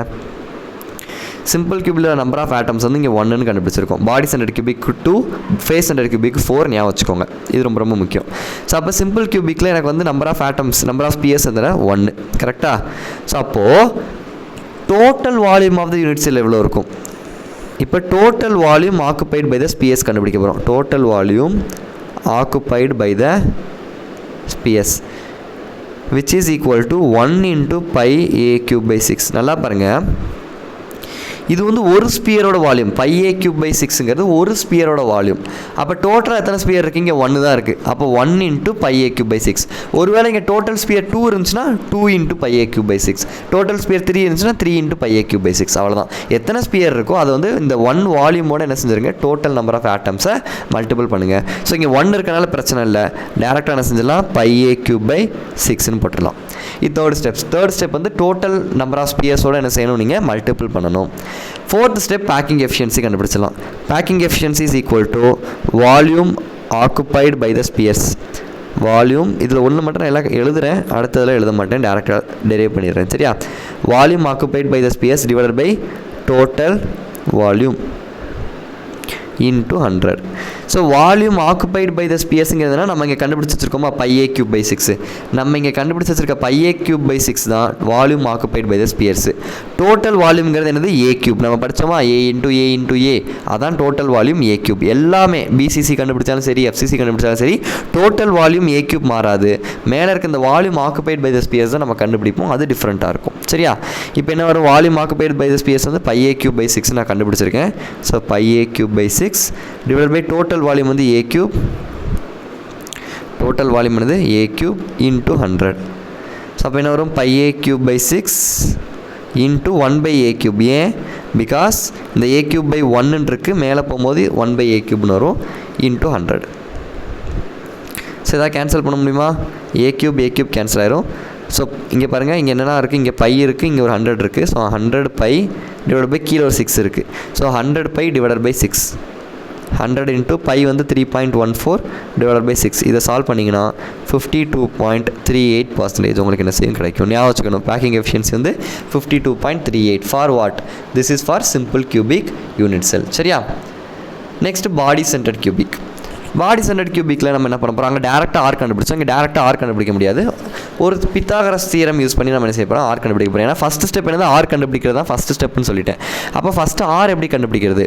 நீங்கள் என்ன செஞ்சுக்கணும்? ஃபஸ்ட்டு இன் ட்ரையாங்கிள் ஏபிசி. ஃபஸ்ட்டு என்ன செஞ்சுக்க போகிறோம்? ட்ரையாங்கிள் ஏபிசி எடுத்துக்க போகிறோம். இந்த டயக்ராமை கரெக்டாக போடணும். இங்கே பாருங்கள், இது எல்லாமே கார்னரில் இருக்குது. இது வந்து நடுவில் இருக்கிற ஆட்டம். ஏன்னா பாடி சென்டரில் நடுவில் ஒரு ஆட்டம் இருக்கும் எக்ஸ்ட்ரா. ஸோ அது நடுவில் இருக்க ஆட்டம் தான் இந்த ரோஸ் கலர். சரியா? ஸோ இன் ட்ரையாங்கிள் ஏபிசி எடுத்துக்கோங்க. ட்ரையாங்கிள் ஏபிசியில் பித்தாகரஸ் ஃபஸ்ட்டு ட்ரையாங்கிள் ஏபிசி எது? நான் ஃபஸ்ட்டு அதை வரைஞ்சிக்கலாம். ஏபிசி, இதான் ஏபிசி. கரெக்டாக? இப்போ நான் இந்த ரெட் கலரில் மார்க் பண்ணியிருக்கேன்ல, இதுதான் ஏபிசி ட்ரையாங்கிள். இதில் எது ஹைப்போட்டென்யூஸ்? பித்தாகரஸ் தியரம் என்னது? Square of the hypotenuse is equal to sum of the square of the other two sides. ஹைப்போட்டென்யூஸை ஸ்கொயர் பண்ணுறீங்க அப்படின்னா அது எதுக்கு ஈக்குவலாக இருக்கும்? மற்ற ரெண்டு சைடோட ஸ்கொயர் அதோட சம்முக்கு ஈக்குவலாக இருக்கும். என்ன சொல்கிறேன் நான் இங்கே ஈக்குவேஷன் எழுதுனா உங்களுக்கு புரியும். AC square is equal to AB square plus BC square. இப்போ இந்த ட்ரையாங்கிள் எடுத்துக்கோங்க. இதில் லாங்கஸ்ட் சைடு யார்? ஏசி. இதான் வந்து ஹைப்போட்டென்யூஸ். இப்போ நான் அண்டர்லைன் பண்ணுறேன், இதான் லாங்கஸ்ட் சைன், இது வந்து லாங்கஸ்ட் சைடு, இது ஏசி. ஸோ இதான் வந்து ஹைப்போட்டென்யூஸ். சரியா? இந்த ஹைப்போட்டென்யூஸை ஃபஸ்ட்டு என்ன செய்யணும்? ஸ்கொயர் பண்ணணும். அதான் ஏசி ஸ்கொயர். அது எதுக்கு ஈக்குவலாக இருக்கும்? மற்ற ரெண்டு சைடு இருக்குல்ல, ஏபி அதே மாதிரி பிசி, ரெண்டு சைடு இருக்குல்ல ஏபி பிசி, இதை ஸ்கொயர் பண்ணி ஆட் பண்ணிங்கன்னா அதுக்கு ஈக்குவலாக இருக்கும். ஸோ ஹைப்போட்டென்யூஸை ஸ்கொயர் பண்ணுறீங்க ஏசி ஸ்கொயர், அது எதுக்கு ஈக்குவலாக இருக்கும்? மற்ற ரெண்டு சைடு ஏபி பிசி அந்த ஸ்கொயர் ஏபி ஸ்கொயர் பிசி ஸ்கொயருக்கு ஆட் பண்ணிங்கன்னா ஈக்குவலாக இருக்கும். இதான் வந்து என்னது? Pythagoras theorem. அப்போ இங்கே ஏசி தான் எனக்கு வேணும். ஸோ என்ன ஆயிரும்? இந்த ஸ்கொயர் வந்து இந்த சைடு போகும்போது ரூட்டாக போயிடும். So root AB square plus BC square. கரெக்டாக இருக்க ஸ்கொயர் ஆன்சர் போகும்போது ரூட்டாக போயிடுச்சு. தென் இப்போ ஏபி என்னது பிசி என்னன்னு பார்க்கணும். டயக்ராமில் பாருங்கள், ஏபி இதான் ஏபி. ஸோ இந்த ஏபிங்கிறது ஏன்னு கொடுத்துருக்காங்க. ஏன்னு நம்மளுக்கு தெரியணும், எட்ஜ் லென்த்து. பிசிங்கிறது என்னது? அகெயின் ஒரு ஏ. ஸோ ஏபியும் ஏ தான், பிசியும் ஏ தான். So a square plus A ஸ்கொயர்னு போட்டுக்கலாம். ஸோ ரூட் 2a ஸ்கொயர்னு வரும். ஸோ ஏ ஸ்கொயர் ரூட் விட்டு எடுத்திங்கன்னா ஏன்னு வந்துடும். So root 2a. ஏன்னா எப்போவுமே ரூட்டுக்குள்ளே ஸ்கொயர் இருந்துச்சுன்னு வச்சுக்கோங்க, ரிமூவ் பண்ணிடலாம். அப்போ ஏ ஸ்கொயர்னு இருக்குது, வெளியே வரும்போது ஏன்னு வந்துடும். பட் 2ல் ஸ்கொயர் இல்லை. ஸோ அப்போ வெறும் ரூட் 2 தான் இருக்கும். சரியா? So this is AC. AC என்ன செஞ்சிட்டோம்? கண்டுபிடிச்சாச்சு. இதே மாதிரி இன் ட்ரையாங்கிள் ஏசிஜி, இன்னொரு ட்ரையாங்கிள் எடுத்துக்க போகிறோம். ஏசிஜி அதையும் நான் வரைகிறேன். ஏசிஜி இப்போ வயலட் கலராக நான் ட்ரா பண்ணியிருக்கேன். இந்த டயக்ராம் பாருங்கள், வயலட் கலராக நான் ட்ரா பண்ணியிருக்கேன். இந்த டயக்ராம் பாருங்கள், மற்றதை அழிச்சிடலாம். ஓகே, இப்போது இதில் பார்த்தீங்கன்னா எது ஹைப்போட்டென்யூஸ் அப்படின்னா, எப்போவுமே நான் வச்சுக்கோங்க ஹைப்போட்டென்யூஸில் லாங்கஸ்ட் சைடு அதை வச்சு கண்டுபிடிக்கலாம். இல்லைனா 90 டிகிரிக்கு ஆப்போசிட்டில் யார் இருக்காங்களோ அவங்க ஹைப்போட்டென்யூஸ். இங்கே 90 டிகிரி யார்? இதான் 90 டிகிரி. இங்கே பாருங்கள், நான் இப்போ இங்கே ரெட் கலரில் மார்க் பண்ணுறேன். இதான் 90 டிகிரி. ஸோ இந்த 90 டிகிரிக்கு ஆப்போசிட்டில் யார் இருக்கா? இதான் இருக்குது, ஏஜி தான் இருக்குது. கரெக்டாக இந்த ஏஜி இருக்குல்ல, இதான் ஹைப்போட்டென்யூஸ். அப்போ நான் என்ன செஞ்சுக்கிறேன்? Hypotenuse square first. So AG square is equal to மற்ற ரெண்டு சைடு ஸ்கொயர் பண்ணி ஆட் பண்ணுங்கள். மற்ற ரெண்டு சைடு யார்? இது ஹைப்போட்டென்யூஸ்னு தெரிஞ்சு போச்சு. கரெக்டாக? இது ஹைப்போட்டென்யூஸ்னு தெரிஞ்சு போச்சு. மற்ற சைடு யார்? ஏசி, அதுக்கப்புறம் சிஜி. அது ரெண்டையும் என்ன செஞ்சீங்க? ஸ்கொயர் பண்ணுங்கள். AC plus CG square. இப்போ எனக்கு ஏஜி தான் வேணும். ஸோ அப்போ AG is equal to root of AC square plus CG square. ஏன்னா இந்த ஸ்கொயர் அன்சைடு போகும்போது ரூட் என்ன செஞ்சிடும்? போயிடும். ஸோ அப்போ ஏசி என்னது? ஏசி இப்போ தான் கண்டுபிடிச்சோம். நல்லா பாருங்கள், ஃபஸ்ட்டு தான் கண்டுபிடிச்சோம் ஏசி. ஏசிங்கிறது என்னது? Root 2a.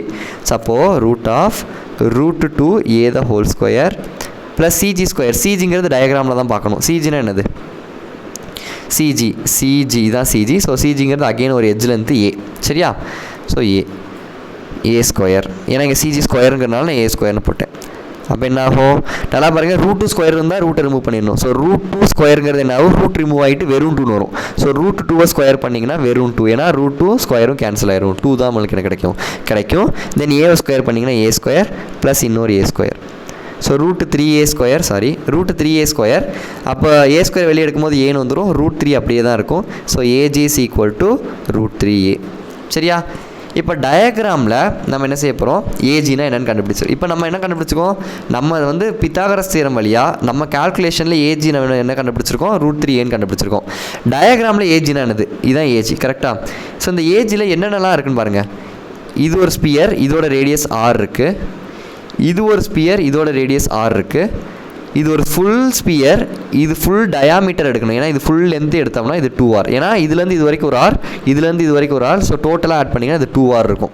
ஏன்னா ஒரு ஸ்பியரில் ரேடியஸ் r, அதாவது ஒரு சர்க்கிள் எடுத்திங்கன்னா இந்த சைடு ரேடியஸ் r இருக்கும், இந்த சைடு ரேடியஸ் r இருக்கும். இது ஃபுல்லாக நம்ம என்ன சொல்லுவோம்? 2r டயாமீட்டர்னு சொல்லுவோம். அதுதான் இங்கே எடுத்திருக்காங்க. ஸோ இங்கே ஒரு r, இங்கே ஒரு 2r, இங்கே ஒரு r. இந்த 4 ஆட் பண்ணுங்கள். r + 2r 3r + r வந்து 4r. ஸோ இந்த டோட்டல் ஏஜியோட லென்த் வந்து என்னது? 4r. இதுதான் டயக்ராமில் வந்து நம்ம கண்டுபிடிச்சிருக்கோம். ஸோ அப்போது டயக்ராம்லேருந்து நான் கண்டுபிடிச்சிருக்கேன் ஃப்ரம் ஃபிகர். நான் ஏஜிங்கிறது என்ன கண்டுபிடிச்சிருக்கேன்? 4rனு கண்டுபிடிச்சிருக்கேன் டயக்ராமில். இப்போ பாருங்கள், நான் நம்ம டெரிவேஷனில் கண்டுபிடிச்சது ஏஜிங்கிறது ரூட் 3a. டயக்ராமில் AG is equal to 4r.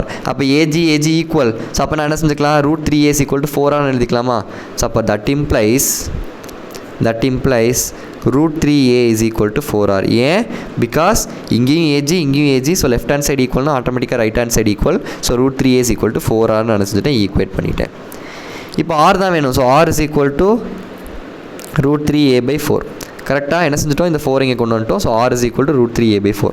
So இப்போ தான் ஃபஸ்ட்டு ஸ்டெப்பே முடிச்சிருக்கோம், ரேடியஸ் கண்டுபிடிச்சிருக்கோம். கரெக்டாக நெக்ஸ்ட் ஸ்டெப் என்னது, volume of the sphere. Next step is volume of the sphere.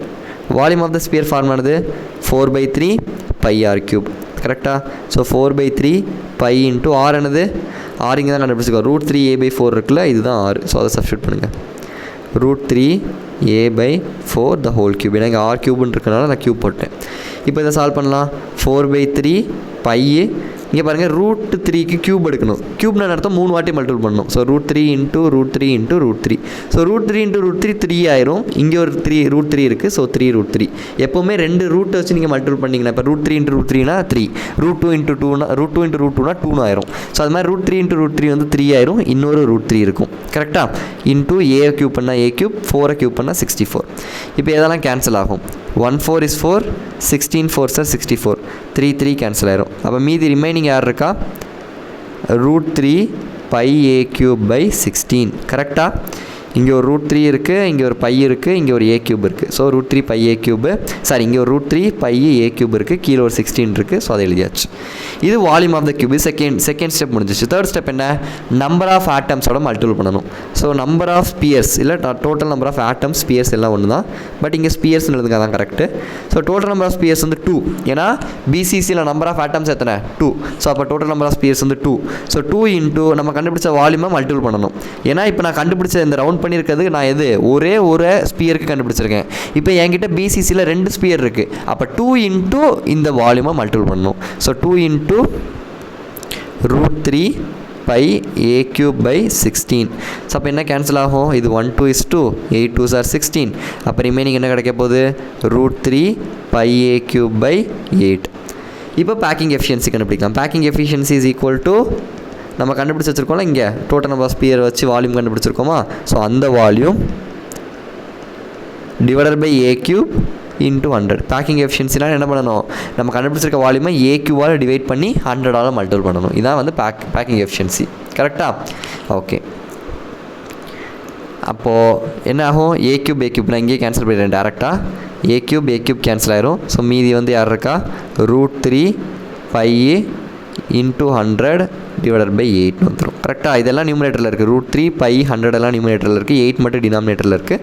So இதை நீங்கள் சால்வ் பண்ணிங்கன்னா யூ வில் கெட் 68%. எப்படி கிடைக்கும், √3 வந்து 1.732, π வந்து 3.14, எல்லாம் மல்டிபிள் பண்ணி டிவைட் பண்ணி பார்த்தீங்கன்னா 68% யூ வில் கெட். ஸோ இது வந்து பிசிசிக்கு 68. அப்போ எஸ்சி சிம்பிள் கியூபிக் வந்து 52.38, பிசிசிக்கு வந்து 68%. ஓகே. நெக்ஸ்ட் எஃப்சிசிக்கு என்ன பண்ணணும், அதே மாதிரி பித்தாகரஸ் தியரம் ஃபஸ்ட் அப்ளை பண்ணுங்கள். எந்த ட்ரையாங்கிள், ஏபிசி, இந்த ட்ரையாங்கிள் இப்போ நான் மார்க் பண்ணியிருக்கேன், இந்த ட்ரையாங்கிளில் பித்தாகரஸ் தியரம் அப்ளை பண்ண போகிறோம். ஸோ ஃபஸ்ட்டு அந்த ட்ரையாங்கிளை நான் வரைஞ்சிக்கிறேன். ஃபஸ்ட்டு ட்ரையாங்கிள் ஏபிசி இப்போ நான் வரைஞ்சிருக்கேன், இந்த ட்ரையாங்கிளை பாருங்கள். அதே Pythagoras theorem. So in triangle ABC எது ஹைப்போடென்யூஸ், நான் சொல்லியிருக்கேன் 90 டிகிரிக்கு ஆப்போசிட்டில் இருக்கிறது ஹைப்போடென்யூஸ். ஸோ இதான் 90 டிகிரி, நல்லா பாருங்கள், இதான் 90 டிகிரி. இதுக்கு ஆப்போசிட்டில் யார் இருக்கா, ஏசி இதான் இருக்குது. ஸோ ஆப்போசிட்டில் இவங்க தான் இருக்காங்க. ஸோ இது வந்து ஏசி. ஸோ அப்போ ஹைப்போடென்யூஸ் வந்து AC. So AC square is equal to, மற்ற 2 சைடு யாருங்க பாருங்கள், இதான் ஹைப்போடென்யூஸ். ஸோ ஏசி ஸ்கொயர் போட்டாச்சு. மற்ற 2 சைடு யார், ஏபி பிசி. கரெக்டாக. நல்லா பாருங்கள், இது போயிடுச்சு, இது ஏசி ஸ்கொயர். அப்போ ரிமைனிங் சைடு யார் இருக்கா, இதுவும் தானே ரிமைனிங் சைடு. ஸோ இது ஏபி ஸ்கொயர், இது BC square. So AB square plus BC square. புரியுதா? நல்லா பாருங்கள், இது போயிடுச்சு, இதுதான் ஹைப்போடென்யூஸ் போயிடுச்சா, ஏசி ஸ்கொயர். மீதி 2 சைடு யார் இருக்கா, இது வந்து ஏபி ஸ்கொயர், இது பிசி ஸ்கொயர். அவ்வளோதான். ஸோ இப்போ என்னாகும், இந்த ஸ்கொயர் இந்த சைடு போகும்போது ரூட்டாக போகும். கரெக்டாக. ஸோ அப்போது root AB square plus BC square which is equal to ஏபியோட வேல்யூ என்ன கொடுத்துருக்காங்க. ஸோ ஏபிங்கிறது ஏன்னு கொடுத்துருக்காங்க, அதே மாதிரி பிசிங்கிறது ஏ, இது சி சரியா, பிசிங்கிறது ஏன்னு கொடுத்துருக்காங்க. ஸோ அப்போ ரெண்டுமே ஏ. So a square plus A square. So √2a ஸ்கொயர்னு வரும். ரூட்டை விட்டு எடுக்கும்போது √2aன்னு வந்துடும். ஸோ இதான் ஏசி கண்டுபிடிச்சிருக்கோம். ஏசி கண்டுபிடிச்சாச்சு. இப்போது இது வந்து நான் டெரிவேஷன்லேருந்து கண்டுபிடிச்சிருக்கேன். டயக்ராமில் ஏசி நானது, இதுதான் ஏசி. டயக்ராமில் இதுதான் ஏசி. ஸோ டயக்ராமில் ஏசி எவ்வளோக்கு ஈக்குவலாக இருக்குது, இங்கே ஒரு ஆர் இருக்குது, இங்கே ஒரு 2r இருக்குது, இங்கே ஒரு ஆர் இருக்குது. ஸோ எல்லாத்தையும் ஆட் பண்ணுங்கள். இதுதானே ஏசி. இப்போ நான் ப்ளூ கலரில் அண்டர்லைன் பண்ணுறது தானே ஏசி. ஸோ அந்த ஏசியில் என்னென்ன டிஸ்டன்ஸ்லாம் இருக்குது, ஆர் இருக்குது, 2r இருக்குது, ஆர் இருக்குது. இது எல்லாத்தையும் ஆட் பண்ணிங்கன்னா you will get 4r. So அப்போ ஏசிங்கிறது 4r டயக்ராமில். So from the diagram from the figure AC is equal to 4R. ஏன் 4R இருந்துச்சு, இங்கே ஒரு R, இங்கே ஒரு 2R, இங்கே ஒரு R, எல்லாத்தையும் ஆட் பண்ணிங்கன்னா 4R கிடைக்கும். கரெக்டாக? அப்போது இங்கே நம்ம கண்டுபிடிச்சதில் AC √2a, டயக்ராமில் AC வந்து 4R. ஸோ ரெண்டு ஈக்குவேட் பண்ணிங்கன்னா 4R is equal to √2a, R is equal to √2a/4. இதுதான் கிடச்சிருக்கு. கரெக்டாக? ஏன்னா இங்கேயும் AC, இங்கேயும் AC. ஸோ ரெண்டு ஈக்குவேட் பண்ணிங்கன்னா 4R is equal to √2a. சரியா? ஃபைன். R கண்டுபிடிச்சிட்டோம். ஃபஸ்ட் ஸ்டெப் முடிஞ்சு. செகண்ட் ஸ்டெப் என்ன? Second step is volume of the sphere கண்டுபிடிக்கணும். ஒன் ஸ்பியர் கண்டுபிடிக்க போகிறோம். Volume of the sphere. Volume of the sphere form ஆனது 4/3 πr3. ஸோ அப்போ 4/3 × π × R என்னது? R இங்கே தான் கண்டுபிடிச்சிக்கோ. √2a/4. R என்னது? √2a/4. அதை வந்து நம்ம என்ன செய்யணும்? இங்கே சப்ஸ்டியூட் பண்ணணும். So √2a/4 the whole cube. So அப்போ 4/3 πa. ஸோ இப்போ √2க்கு க்யூப் எடுத்திங்கன்னா என்ன வரும்? √2 × √2 × √2. ஸோ √2 × √2 வந்து 2 ஆயிரும். இங்கே ஒரு √2 இருக்குது. ஸோ 2√2ன்னு வரும். ஸோ அப்போ 2√2 a க்யூப் எடுத்தால் a க்யூப், 4க்கு க்யூப் எடுத்திங்கன்னா 64. என்ன கேன்சல் ஆகும்? சிம்பிள். 1 4 is 4, 16 4s are 64. அது மாதிரி மேலே 1 2 is 2, கீழே 8 2s are 16. ஸோ அப்போ ரிமைனிங் யாரெல்லாம் இருக்கா எடுத்து எழுதுங்க. √2 π a³/24. கரெக்டாக? கரெக்டாக? இங்கே பாருங்கள், இங்கே √2 இருக்குது, இங்கே a³ இருக்குது, இங்கே π இருக்குது. அதான் √2 π a³. கீழே வந்து யார் இருக்கா? 3 × 8 இருக்குது. So 3 8s are 24. கரெக்டாக? ஓகே. இது ஒரு ஸ்பியருக்கு. இப்போ FCCயில் எத்தனை ஸ்பியர் இருக்கும்? நம்பர் ஆஃப் ஆட்டம்ஸ் 4ல். ஸோ அப்போ டோட்டல் நம்பர் ஆஃப் ஸ்பியர்ஸ் வந்து 4 FCCயில். So number of spheres in FCC equal to 4. அப்போ 4 × டோட்டல் வால்யூம் என்னது? 4 × √2 π a³/24. இப்போ எப்படி கேன்சல் பண்ணுவீங்க? 1 4 is 4, 6 4s are 24. So remaining வந்து √2 π a³/6. இதுதான் டோட்டல் வால்யூம். இப்போ பேக்கிங் எஃபிஷியன்சி எப்படி கண்டுபிடிக்கணும்? நம்ம கண்டுபிடிச்சிருக்கோமா இந்த டோட்டல் வால்யூம். இந்த டோட்டல் வால்யூமை a³ டிவைட் பண்ணணும். So √2 π a³/6 divided by a³ × 100. First பார்த்தோம்ல சிம்பிள் கியூபிக், அதே மாதிரி தான். இங்கேயும் என்ன ஆயிரும்? இங்கேயும் என்ன ஆயிரும்னா a³ கேன்சல் ஆயிரும். ஸோ ரிமைனிங் இருக்குது √2 π × 100 டிவைடட் பை 6. ஏன்னா இதெல்லாம் நியூமரேட்டரில் இருக்குது. இப்போ இந்த a³ போயிடுச்சு. இதை கண்டுக்காதீங்க. இப்போ இது மட்டும் தான் நம்மகிட்ட மிச்சம் இருக்குது. கரெக்டாக? எது மிச்சம் இருக்குது? இது நான் ப்ளூ கலர் ரவுண்ட் பண்ணியிருக்க தான் மிச்சம் இருக்குது. ஸோ இதில் யார் நியூமரேட்டர்? √2 π × 100. இதெல்லாம் நியூமரேட்டரில் இருக்கும். கீழே 6 மட்டும் டினாமினேட்டரில் இருக்கும். சரியா? இப்போ இதை சால்வ் பண்ணிங்கன்னா √2 வந்து 1.414, π வந்து 3.14 × 100 டிவைட் பை 6 சால்வ் பண்ணால் you will get 74% as the packing efficiency. So அப்போ பேக்கிங் எஃபிஷியன்சியில் சிம்பிள் கியூபிக் வந்து 52.38%, பிசிசி வந்து 68%, எஃப்சிசி வந்து 74%. சரி, 74 72வா? 74. இப்போ இது வந்து பேக்கிங் எஃபிஷியன்சி. பேக்கிங் எஃபிஷியன்சினானது ஒரு டோட்டல் யூனிட் செல்லில் எவ்வளோ வால்யூம் ஆக்குப்பை ஆகிருக்கு. So total volume occupied. இப்போ ஒரு டப்பாக்குள்ளே ஒரு பந்தை தூக்கி போட்டு வச்சிங்கன்னா அது எவ்வளோ ஸ்பேஸை ஆக்குப்பை பண்ணியிருக்கு. ஸோ ஆக்குப்பைடு ஸ்பேஸ் இதெல்லாம் 52.38, 68, 74லாம் ஆக்குப்பைடு ஸ்பேஸ். அப்போ வேக்கண்ட் ஸ்பேஸ் எப்படி கண்டுபிடிக்கணும்? Vacant space. ஸோ வேக்கண்ட் ஸ்பேஸுங்கிறது 100 மைனஸ் பேக்கிங் எஃபிஷியன்சி இல்லை பேக்கிங் ஃப்ராக்ஷன். ஏன்னா நல்லா கவனிங்க, ஒரு யூனிட் செல் இருக்குன்னா அதில் டோட்டல் ஸ்பேஸ் வந்து 100 இருக்கும். அந்த 100ல் 52.38 வந்து என்ன செஞ்சுட்டோம்? ஆக்குப்பை பண்ணிட்டோம். அதான் பேக்கிங் எஃபிஷியன்சி. பேக்கிங் எஃபிஷியன்சினா எவ்வளோ ஆக்குப்பை ஆயிருக்கு. ஸோ டோட்டல் 100ல் 52.38 ஆக்குப்பை ஆயிருக்கும். மீதி எவ்வளோ இருக்கும்? 48 இருக்கும். அது எப்படி கண்டுபிடிப்போம்? 100 மைனஸ் 52.38. இது சிம்பிள் கியூபிக்கு. ஸோ அது எவ்வளோ வருதுன்னு பாருங்கள், வேக்கன்ட் ஸ்பேஸ். அதே மாதிரி பிசிசியில் 68 ஆக்குப்பை ஆயிடுச்சு. அப்போ 100 மைனஸ் 68 32. அதான் வந்து வேக்கன்ட் ஸ்பேஸ் ஃபார் பிசிசி. எஃப்சிசிக்கு 100 மைனஸ் 74. ஸோ 26 இருக்கும். இது வேக்கன்ட் ஸ்பேஸ். ஸோ 100லேருந்து மைனஸ் பண்ணோன்னா பேக்கிங் எஃபிஷியன்சியை நம்மளுக்கு வேக்கன்ட் ஸ்பேஸ் கிடச்சிரும். பட் பேக்கிங் எஃபிஷியன்சி இப்படி கால்குலேட் பண்ணணும். வேக்கன்ட் ஸ்பேஸ் வந்து 100 மைனஸ் பேக்கிங் எஃபிஷியன்சி. சரியா? Okay. Next question radius ratio. ரொம்ப ரொம்ப இம்பார்ட்டன்ட். 2 மார்க் இல்லைனா 1 மார்க்கில் கேட்பாங்க. ஈவன் நீங்கள் எம்எஸ்சி என்ட்ரன்ஸு நெட் எக்ஸாம்லாம் இருக்குது, சிஎஸ்ஆர் நெட், அதில் கூட ரேடியஸ் ரேஷியோ வச்சு கொஸ்டின் என்ன செய்கிறாங்க கேட்குறாங்க. சரியா? ஸோ ரேடியஸ் ரேஷியோ அப்படின்னா இந்த radius of ratio of radius of cation to anion. அதாவது ரேடியஸ் ஆஃப் கேட்டயானையும் ரேடியஸ் ஆஃப் ஆனயானையும் ரேஷியோ டிவைட் பண்ணிங்கன்னா உங்களுக்கு ரேடியஸ் ரேஷியோ கிடச்சிரும். அப்போ எப்படி எழுதலாம்? Radius of cation divided by radius of anion. இதை தான் நம்ம என்ன சொல்கிறோம், ரேடியஸ் ரேஷியோன்னு சொல்கிறோம். ஸோ கேட்டையான்னா ப்ளஸ் இருக்கும், அதோட ரேடியஸ், ஆனியான்னா மைனஸ் இருக்கும், அதோட ரேடியஸ். ஏன்னா சாலிடில் ப்ளஸ் மைனஸ் இந்த மாதிரி தான் எல்லாம் சேர்ந்து இருக்கும். சரியா? ஸோ கேட்டையானோட ரேடியஸையும் ஆனியானோட ரேடியஸையும் நீங்கள் டிவைட் பண்ணிங்கன்னா you will get what, you will get radius ratio. So இப்போ ரேடியஸ் ரேஷியோ வந்து இந்த ரேடியஸ் ரேஷியோ இந்த இருக்கு பாருங்கள், இதான் ரேடியஸ் ரேஷியோ. இது வந்து 0.155லேருந்து 2 to 5 இருந்துச்சுன்னா இதோட கோஆர்டினேஷன் நம்பர் 3ன்னு நம்ம சொல்லுவோம். அதை சுற்றி 3 ஆட்டம், இப்போ ஒரு ஆட்டமை சுற்றி 3 ஆட்டம் இருக்கும். அதோட ஸ்ட்ரக்சர் ட்ரைகோனல் பிளேனர், இந்த மாதிரி ட்ரைகோனல் பிளேனராக இருக்கும். அதுக்கு எக்ஸாம்பிள் B2O3.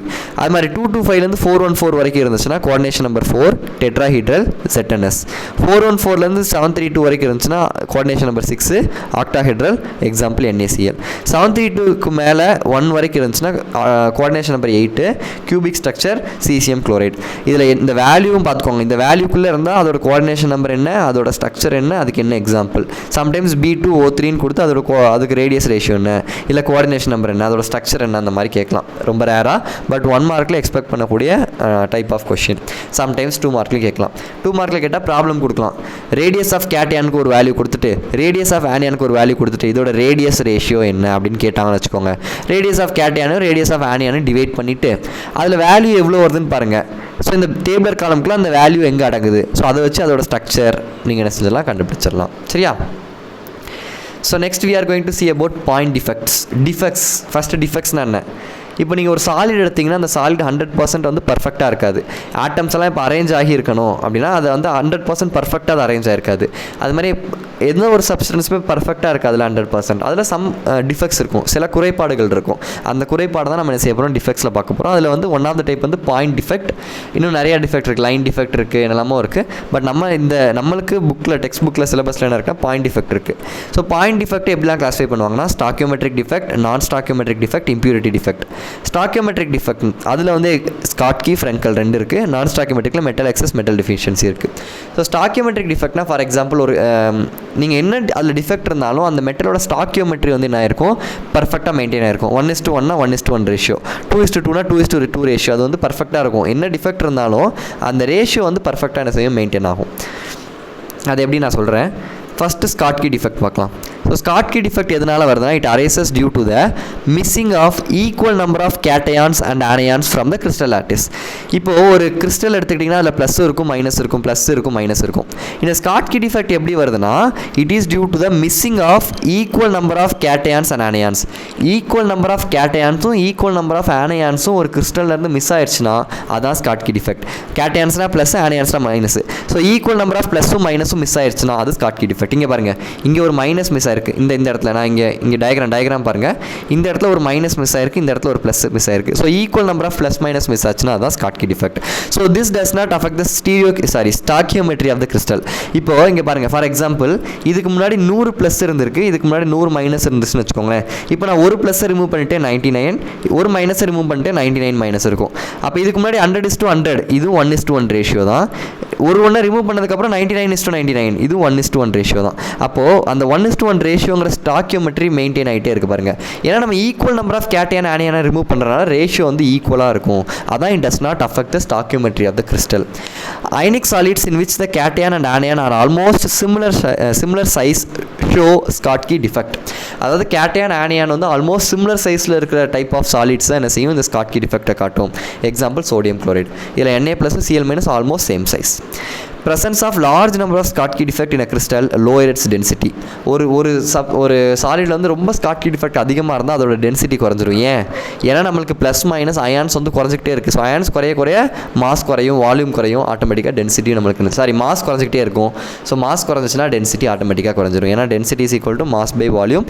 ஸோ ஆட்டம்ஸ் குறைய மாஸ் குறையும், மாஸ் குறைஞ்சினா டென்சிட்டி குறைஞ்சிரும். Example vanadium oxide. Next, Frenkel defect. Frenkel defect na enna? It arises due to the dislocation of ion from the crystal lattice. Schottky defectல equal number of ions வெளியே போயிடும், miss ஆயிரும். But Frenkel டிஃபெக்டில் ஒரு ion வந்து dislocate ஆகியிருக்கும். Dislocate அர்த்தம் அதோட இடத்த விட்டுட்டு வேற ஒரு இடத்துல போய் என்ன செய்யும் அப்படின்னா இருக்கும். So the ion which is missing from the lattice point occupies the industrial position. ஒரு அயான் எங்கே இருக்கும், லேட்டிஸ் பாயிண்டில் இருக்கும். அந்த லேட்டிஸ் பாயிண்ட்லேருந்து மிஸ் ஆச்சுன்னா அது என்னது, ஃப்ரெங்கல் டிஃபெக்ட். அந்த லேட்டிஸ் பாயிண்ட்லேருந்து மிஸ் ஆகிற அயான் வந்து எங்கே போய் இருக்கும்னா இன்டர்ஸ்டீஷியல் பொசிஷன். இன்டர்ஸ்டீஷியல் பொசிஷனாக 2 இதில் இடுக்குக்கு நடுவில் போய் இருக்கும். இங்கே பாருங்கள், இங்கே வந்து ஏஜி ப்ளஸ் வந்து இந்த இடத்துல இருக்க வேண்டியது, டயக்ராம் பாருங்கள், ஏஜி ப்ளஸ் இந்த இடத்துல இருக்க வேண்டியது, இது மிஸ் ஆகிட்டு வேறு எங்கே போய் இருக்குது, இங்கே பாருங்கள் ஒரு 2 இதுக்கு நடுவில் ஹோலில் போய் இருக்குது. ஸோ இதான் இன்டர்ஸ்டீஷியல் பொசிஷன். ஸோ இந்த மாதிரி அதோட இடத்த விட்டுட்டு ஒரு இன்டர்ஸ்டீஷியல் பொசிஷனில் போய் டிஸ்லோகேட், வேறு இடத்துல டிஸ்லோகேட் ஆகி இருக்கும் பட்சத்தில் அந்த டிஃபெக்ட் பேர் ஃப்ரெங்கல் டிஃபெக்ட். சரியா? This defect is shown by the ionic solids in which cation and anion differ in size. Schottky டிஃபெக்டில் என்ன பார்த்தோம், கேட்டையான் ஆனியான் ஆல்மோஸ்ட் சேம் சைஸில் இருக்கணும். பட் ஃப்ரெங்கல் டிஃபெக்டில் கேட்டையானும் ஆனியானும் எப்படி இருக்கணும், டிஃபரன்ஸ் சைஸ் டிஃப்ரென்ஸ் இருந்தால் தான் ஃப்ரெங்கல் டிஃபெக்ட் காட்டும். Unlike Schottky defect, this defect does not affect the density of the crystal. ஏன்? பிகாஸ் ஸ்காட்கி டிஃபெக்டில் எல்லா ஆட்டம்ஸ் வெளியே போகுது. ஸோ ஆட்டம்ஸ் குறைய மாஸ் குறையும், டென்சிட்டி குறையும். பட் இங்கே ஆட்டம்ஸ் வெளியே போகல, அதோட இடத்த விட்டுட்டு வேறு ஒரு இடத்துல போய் இருக்குது. ஸோ அப்படியே தான் இருக்கும், அந்த ஆட்டம்ஸ் எங்கேயுமே போகலை. ஸோ மாஸ் குறையவே குறையாது, ஸோ டென்சிட்டியை அஃபெக்ட் பண்ணவே பண்ணாது. Example AGBR, AG plus BR minus. AG plus சின்னதாக இருக்கும், பிஆர் மைனஸ் ரொம்ப ரொம்ப பெருசாக இருக்கும். ஸோ சைஸ் டிஃப்ரென்ஸ் இருக்கிற சாலிட்ஸ் வந்து ஸ்காட்கி டிஃபெக்டை காட்டும். தென் மெட்டல் எக்ஸஸ் டிஃபெக்ட், பேர்லேயே இருக்குது மெட்டல் எக்ஸஸ். மெட்டல் எக்ஸஸ்னால் மெட்டல் வந்து அதிகமாக இருக்குது. ஸோ மெட்டல்னு அர்த்தம் பேசிக்காக positive charge. So positive charge cations வந்து அதிகமாக இருக்குது ஆனியான்ஸை விட, பாசிட்டிவ் சார்ஜ் கேட்டையான்ஸ் அதிகமாக இருந்தால் அது மெட்டல் எக்ஸஸ் டிஃபெக்ட்.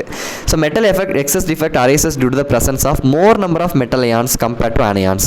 ஸோ மைனஸை கம்பேர் பண்ணும்போது மெட்டல் அயான்ஸ் பாசிட்டிவ் வந்து அதிகமாக இருந்துச்சுன்னா அது மெட்டல் எக்ஸஸ். இப்போ ஃபார் எக்ஸாம்பிள் 10+ இருக்குது பட் 5- தான் இருக்குன்னு வச்சுக்கோங்க, இது வந்து மெட்டல் எக்ஸஸ். ஏன்னா ப்ளஸ் வந்து அதிகமாக இருக்குது, மெட்டல் அதிகமாக இருக்குது. ஸோ இது மெட்டல் எக்ஸஸ் டிஃபெக்ட். அப்போது இங்கே நல்லா பாருங்கள், இங்கே 10+ இருக்குது பட் 5- தான் இருக்குது. அப்போ இன்னொரு 5- வேணும்ல, அப்போ தானே நியூட்ரலாக இருக்கும் ஒரு சாலிட் வந்து. இப்போ நல்லா கவனிங்க, 10 பாசிட்டிவ் சார்ஜ் இருக்குது பட் 5 நெகட்டிவ் சார்ஜ் தான் இருக்குது. இது மெட்டல் எக்ஸஸ். அப்போ இன்னொரு 5 நெகட்டிவ் சார்ஜ் வேணும்ல, ஏன்னா இது 10+னா இங்கே 10- இருந்தால் தான் நியூட்ரல் ஆக முடியும். அப்போ இன்னொரு 5 நெகட்டிவ் சார்ஜ் வேணும். அந்த 5 நெகட்டிவ் சார்ஜ் யார் கொடுப்பானா, எலக்ட்ரான் கொடுக்கும். ஸோ அப்போ இங்கே 5, இங்கே 10+, இங்கே வந்து 5- இருக்கும், இது வந்து ஆனியான். இன்னும் 5- யார் கொடுப்பானா, 5 எலக்ட்ரான்ஸ். ஸோ 5 + 5 10 நெகட்டிவ் சார்ஜ் நம்மளுக்கு என்ன செஞ்சிடும், கிடச்சிடும். நல்லா பாருங்கள், இந்த 5 வந்து ஆனியான்ஸ், இந்த 5 வந்து எலக்ட்ரான். ஸோ இந்த எலக்ட்ரான் நம்ம கவுண்ட் பண்ணக்கூடாது. ஸோ இது வந்து டோட்டலாக 10 நெகட்டிவ் சார்ஜ் எனக்கு கிடைக்கும், பட் 10 ஆட்டம்ஸ் இருக்காது. புரியுதா? இங்கே 10 பாசிட்டிவ் சார்ஜுமே ஆட்டம்ஸ், இங்கே 5 நெகட்டிவ் சார்ஜ் வந்து ஆனியான்ஸ், இன்னும் 5 நெகட்டிவ் சார்ஜ் எலக்ட்ரான் கொடுக்கும். அப்போ 5 + 5 10, இங்கே நெகட்டிவ் சார்ஜ் தான் 10 கிடைக்குதே தவிர்த்து ஆட்டம்ஸ் வெறும் 5 தான் இருக்கும். அதான் நீங்கள் என்ன செஞ்சுக்கணும், ஞாபகம் வச்சுக்கணும். அதனால் ஸ்டாக்கியோமெட்ரி ஈக்குவல் இல்லை, இது 10 இது 5, ஸ்டாக்கியோமெட்ரி டிஃபர் ஆகுது. பட் சார்ஜ் ஈக்குவலாக இருக்கும், நியூட்ரலாக இருக்கும். அதான் நான் சொல்கிறேன், சார்ஜ் மட்டும் தான் ஈக்குவலாக இருக்கும், நம்பர் ஆஃப் ஆட்டம்ஸ் ஈக்குவலாக இருக்காது. ஸோ யார் மெட்டல் எக்ஸஸ் டிஃபெக்ட் காம்பா, it is shown by NaCl, KCl, this type of solids. So இப்போ தான் சொன்னேன், எலக்ட்ரிக்கல் நியூட்ரலிட்டி எப்படி மெயின்டைன் ஆகும், presence of extra cation or the extra electron present in the industrial position. ZnOனா என்ன, sorry இது இன்னொரு எக்ஸாம்பிள் வந்து ZnO. ZnO is colourless at room temperature. நீங்கள் ரூம் டெம்பரேச்சரில் வந்து ஜிங்க் ஆக்சைடு எடுத்திங்கன்னா கலர்லெஸ்ஸாக இருக்கும். பட் ஹீட் பண்ணும்போது அது என்ன ஆயிரும், எல்லோ கலர் காட்டும். ஏன்? Because on heating it loses oxygen. ZnOவில் வந்து ஆக்சிஜன் என்ன செஞ்சிடும், வெளியே போயிடும்.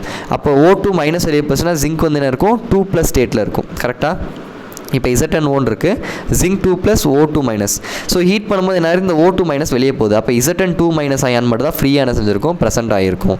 ஸோ இந்த Zn2+ அயான் என்ன செய்யணும்னா, it moves to the interstitial size and electron also occupies the interstitial position. So என்னன்னா பேசிக்காக இந்த Zn2+ அதிகமாகுது. ஸோ Zn2+ என்ன அர்த்தம், it is a metal ion. So metal ion அதிகமாகறதுனால மெட்டல் எக்ஸஸ் டிஃபெக்ட் வருது. ஸோ அதனால் இது கலர்டாக இருக்குது அப்படின்னு சொல்கிறாங்க. புரியுதா? ஏன்னா Zn2+ங்கிறது positive charge. So positive charge அதிகமாக இருந்தால் மெட்டல் எக்ஸஸ் டிஃபெக்ட். ஸோ அதனால தான் இது கலராக இருக்குது அப்படின்னு சொல்கிறாங்க. சரியா? ஸோ இங்கே பாருங்கள், Zn2+ அந்த O2- வெளியே போயிடுச்சு. இந்த டயக்ராம் பாருங்கள், இதில் O2- என்ன செஞ்சிச்சு, வெளியே சாரி இது ZnO இல்லை, இது NaCl. ஓகே, இது Cl- நெகட்டிவ் சார்ஜ் வெளியே போயிடுச்சு. ஸோ அப்போ இந்த நெகட்டிவ் சார்ஜை சாட்டிஸ்ஃபை பண்ணுறதுக்கு ஒரு எலக்ட்ரான் வருது. பட் இதை நீங்கள் கவுண்ட் பண்ணக்கூடாது. பட் நெகட்டிவ் சார்ஜுக்கு சாட்டிஸ்ஃபை பண்ணுறதுக்கு இந்த எலக்ட்ரான் வருது. சரியா? Then metal deficiency defect. Metal deficiency defect எதனால வருதுன்னா, it arises due to the presence of less number of cations than anions. Metal deficiency, metalனா பாசிட்டிவ் சார்ஜ், டிஃபிஷியன்சினா கம்மியாக இருக்குது. ஸோ பாசிட்டிவ் சார்ஜ் கம்மியாக இருக்கும், ஆனியான்ஸ் அதிகமாக இருக்கும். அப்படி இருந்துச்சுன்னா மெட்டல் டிஃபிஷியன்சி டிஃபெக்ட். மெட்டல் எக்ஸஸில் பாசிட்டிவ் சார்ஜ் அதிகமாக இருக்கும், நெகட்டிவ் சார்ஜ் கம்மியாக இருக்கும். மெட்டல் டிஃபிஷியன்சியில் பாசிட்டிவ் கம்மியாக இருக்கும், நெகட்டிவ் அதிகமாக இருக்கும். This is metal deficiency. அப்போ this defect is observe by the crystal in which cations have variable oxidation state. எந்த டைப் ஆஃப் கிறிஸ்டல்ஸ் வந்து இந்த மெட்டல் டிஃபிஷியன்சி டிஃபெக்டை காட்ட முடியும்னா, எந்தெந்த கிறிஸ்டல்லாம் கேட்டையானுக்கு வந்து வேரியபிள் ஆக்சிடேஷன் ஸ்டேட் இருக்கணும். கேட்டையான்னா என்னது? இப்போ ஃபார் எக்ஸாம்பிள் அயன் வந்து 2+, 3+, 2 ஆக்சிடேஷன் ஸ்டேட் காட்டும். அது மாதிரி மேங்கனீஸ் 2+, 3+, குரோமியம் 2+, 3+. இந்த மாதிரி ஒரு ஆட்டம் வந்து வேரியபிள் ஆக்சிடேஷன் ஸ்டேட், வேரியபிள்னா ஒன்றுக்கும் மேற்பட்ட ஆக்சிடேஷன் ஸ்டேட்டை காட்டுச்சுன்னா அந்த டைப் ஆஃப் கிறிஸ்டல்ஸ் எல்லாமே மெட்டல் டிஃபிஷியன்சி டிஃபெக்டை காட்டும். இப்போ ஃபார் எக்ஸாம்பிள் FeO எடுத்துக்கோங்க. இல்லை Fe வந்து என்ன செய்ய முடியும்? Fe2+, Fe3+னு 2 விதமான ஆக்சிடேஷன் ஸ்டேட்டை காட்ட முடியும். அது மாதிரி மோர் தென் ஒன் டைப் ஆஃப் ஆக்சிடேஷன் ஸ்டேட்டை காட்ட முடிஞ்ச கேட்டையான்ஸ் இருந்துச்சுன்னா அது எல்லாமே மெட்டல் டிஃபிஷியன்சி டிஃபெக்டாக காட்டும். Example FeO. இதில் வந்து என்ன ஆகும்? மெட்டல் டிஃபிஷியன்சினா அர்த்தம் சம் பாசிட்டிவ் சார்ஜ் இருக்காது, பாசிட்டிவ் சார்ஜ் கம்மியாக இருக்குது. கரெக்டாக மெட்டல் டிஃபிஷியன்சினா பாசிட்டிவ் சார்ஜ் கம்மியாக இருக்குது. அப்போ இங்கே Fe2+ அயான்ஸ் வந்து மிஸ் ஆகுதுன்னு வச்சுக்கோங்க. இப்போ FeO இருக்குது, எக்ஸாம்பிள் எடுத்துக்கோங்க. FeO இதில் Fe2+ இருக்குன்னு வச்சுக்கோங்க. இப்போ Fe2+ வந்து Fe2+ இது O2- இனிஷியலாக இருக்குது. இப்போ இந்த Fe2+ வந்து ஃபார் எக்ஸாம்பிள் ஒரு 10 இருக்குது, O2- 10 இருக்குது. இது நியூட்ரல் இது வந்து நார்மல் டிஃபெக்ட் இல்லாத ஒரு சாலிடில் 10 Fe2+, 10 O2- இருக்குது. இப்போ என்னென்னா மெட்டல் டிஃபிஷியன்சினா அர்த்தம் ப்ளஸில் இருக்க அயான்ஸ் வெளியே போயிடும். நிறைய ப்ளஸில் இருக்க அயான்ஸ் வந்து கம்மியாக இருந்தால் அது வந்து என்னது? Metal deficiency. கரெக்டாக? இப்போ இந்த 10 Fe2+ல் 2 வந்து என்ன செய்யுது? வெளியே போகுதுன்னு வச்சுக்கலாம். 2 வெளியே போயிடுச்சு. அப்போ எத்தனை ஆயிரும்? 8 Fe2+ ஆயிரும், 2 O2-. புரியுதா? மெட்டல் டிஃபிஷியன்சினா ப்ளஸில் இருக்கிற கேட்டையான் வந்து வெளியே போகணும். இப்போ இங்கே 10லேருந்து 2 கேட்டையான் வெளியே போயிட்டு ரிமைனிங் 8 இருக்குது. ஆனால் ஒரே ஒரு நிமிஷம், ஆனால் O2- அப்படியே தான் இருக்கும், 10 அப்படியே தான் இருக்கும். சரியா? புரியுதா? மெட்டல் எக்ஸஸ்னால் ப்ளஸ் அதிகமாக இருக்கும், மெட்டல் டிஃபிஷியன்சினா ப்ளஸ் கம்மியாக இருக்கும். ஸோ 10லேருந்து என்ன ஆயிடுச்சு? 8 ஆயிடுச்சு. ஸோ கம்மியாயிடுச்சு. இது மெட்டல் டிஃபிஷியன்சி. இப்போ எனக்கு 2 பாசிட்டிவ் சார்ஜ் வெளியே போயிடுச்சுல, அப்போ அது யார் சாட்டிஸ்ஃபை பண்ணுவா? என்ன ஆகும் அப்படின்னா இதில் இருக்க 2 Fe2+ வந்து இப்போ 8 Fe2+ இருக்குல்ல, இதில் இருக்க 2 Fe2+ என்ன ஆயிரும் அப்படின்னா Fe3+ என்ன ஆயிரும்? கன்வெர்ட் ஆயிரும். புரியுதா? இப்போ நல்லா பாருங்கள். Fe2+, O2-, இதில் 8 இருக்குது, இதில் 10 இருக்குது. இப்போ இதில் சார்ஜ் கால்குலேட் பண்ணிங்கன்னா 8 Fe2+ இருக்குது. ஸோ 8 × 2+, இது வந்து 16+ சார்ஜில் இருக்குது. இங்கே 10 O2 இருக்குது. ஸோ 10 × 2-, இங்கே 20- சார்ஜ் இருக்குது. கரெக்டாக? ஸோ இங்கே வந்து 16+ சார்ஜும் இங்கே 20- சார்ஜும் இருக்குது. ஏன்னா 8, ஸோ ஒரு இதுக்கு +2 சார்ஜ்னால் 8 Fe2+க்கு 16 சார்ஜ் வரும். அது மாதிரி ஒரு O2-க்கு 2- சார்ஜ்னால் இங்கே 10 O2 இருக்குது. ஸோ 10 × 2 20 சார்ஜ் நம்மளுக்கு என்ன செய்யும்? கிடைக்கும். 20- சார்ஜ் கிடைக்கும். இப்போ இங்கே 16+, இங்கே 20- இருக்குது. நியூட்ரலாக இருக்குன்னா எனக்கு என்ன வேணும்? இங்கே 20- இருக்குன்னா இங்கேயும் 20+ இருந்தால் தான் நியூட்ரலாக இருக்கும். அப்போ எனக்கு இன்னும் 4+ வேணும். அந்த 4+ யார் கொடுப்பா? ஒன்றும் இல்லை, இதுலேருந்து என்ன செஞ்சிடும்? ஒரு 4 Fe2+ என்ன ஆயிரும் அப்படின்னா Fe3+ மாறிடும். அப்போ நல்லா பாருங்கள். Fe2+லேருந்து Fe3+ மாறும்போது என்ன ஆகுது? எனக்கு ஒரு சார்ஜ் இன்க்ரீஸ் ஆகுது. கரெக்டாக? Fe2+லேருந்து Fe3+ மாறும்போது எனக்கு ஒரு சார்ஜ் இன்க்ரீஸ் ஆகுது. அப்போ 4 Fe2+ வந்து 4 Fe3- மாறுச்சுன்னா எனக்கு 4 சார்ஜ் இன்க்ரீஸ் ஆகும். ஒரு Fe2+, ஒரு Fe3+ மாறுச்சுன்னா எனக்கு ஒரு சார்ஜ் இன்க்ரீஸ் ஆகுது, 2லேருந்து 3. பட் 4 Fe2+, 4 Fe3+ மாறுச்சுன்னா எனக்கு 4 சார்ஜ் இன்க்ரீஸ் ஆகும். அப்போ 16+ல் இன்னொரு 4+ ஆட் பண்ணிங்கன்னா 20+ ஆயிரும். இங்கேயும் 20- இருக்குது, நியூட்ரல் ஆயிரும். அப்போ என்ன ஆகுது? Fe2+ வந்து Fe3+ இந்த இடத்துல ஆக்சிடைஸ் ஆகுது. அப்படி ஆக்சிடைஸ் ஆனால் தான் நம்மளுக்கு இங்கே சார்ஜ் ஈக்குவலாக இருக்க முடியும். அதான் இந்த பாயிண்ட்டில் சொல்லியிருக்காங்க. Some of the Fe2+ ions are missing from the crystals. Fe2+ குறைஞ்சிருச்சு. To maintain the neutrality, twice the number of Fe2+ ions in the crystal is oxidized to Fe3+. So ஒரு சார்ஜ் கம்மியாச்சுன்னா அதாவது